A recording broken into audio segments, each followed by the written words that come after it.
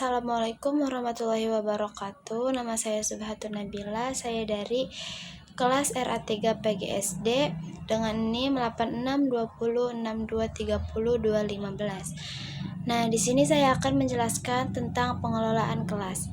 Pengelolaan kelas merupakan proses penting yang menjamin terciptanya lingkungan belajar yang efektif dan menyenangkan. Pentingnya pengelolaan kelas. 1. Untuk memaksimalkan proses belajar. Lingkungan kelas yang terstruktur dan terarah memungkinkan siswa fokus dan berpartisipasi aktif dalam pembelajaran. 2. Tingkatkan keterlibatan siswa. Siswa merasa lebih nyaman dan termotivasi dalam belajar saat kelas dikelola dengan sangat baik, yang berujung pada peningkatan partisipasi dan interaksi. Yang ketiga, budaya belajar positif. Aturan kelas yang jelas dan konsisten mendorong rasa hormat dan kerjasama, menciptakan budaya belajar yang positif dan produktif. Yang keempat, tingkatkan keefektifan guru. Pengelolaan kelas yang efektif membebaskan guru untuk fokus pada penyampaian materi dan membimbing siswa dengan lebih efektif. Selanjutnya, komponen pengelolaan kelas dibagi menjadi 3. Ada perencanaan, pengorganisasian, dan pelaksanaan. Perencanaan membuat rencana pembelajaran yang detail dan realistis, mencakup tujuan, strategi, dan juga penilaian.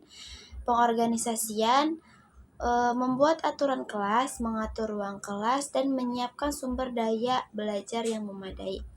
Yang ketiga, pelaksanaan, menerapkan rencana pembelajaran dengan tepat, melibatkan siswa dalam kegiatan, dan memantau proses belajar.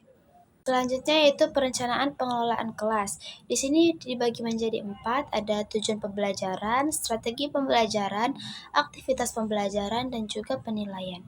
Nah, untuk tujuan, tentukan tujuan pembelajaran yang spesifik, teratur, realistis, relevan, dan terikat waktu.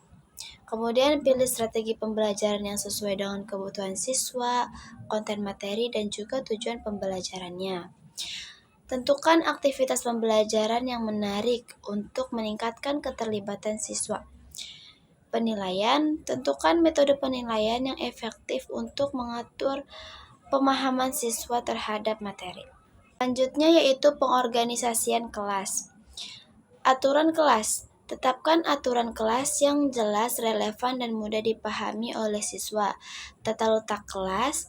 Atur tata letak kelas yang memungkinkan interaksi dan pembelajaran yang optimal. Sumber daya. Siapkan sumber daya belajar yang memadai seperti buku, alat tulis, dan teknologi.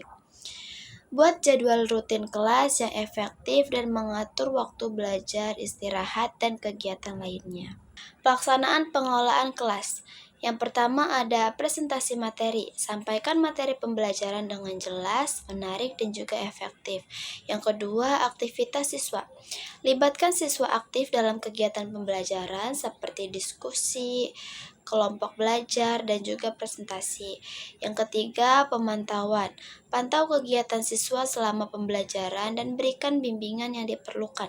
Yang keempat, penilaian. Lakukan penilaian terhadap pemahaman siswa dan berikan umpan balik yang membangun.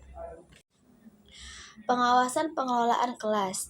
Ada pengawasan aktivitas, memantau kegiatan siswa dan memastikan mereka mengikuti aturan kelas. Pengecekan tugas, memeriksa tugas siswa secara berkala dan memberikan feedback yang konstruktif. Yang ketiga, interaksi siswa. Memperhatikan interaksi siswa dan menengahi konflik yang terjadi. Dan yang terakhir, kebersihan kelas. Memastikan kelas bersih, rapi, dan terorganisasi dengan baik. Kemudian yang terakhir yaitu evaluasi pengelolaan kelas. Yang pertama ada evaluasi diri.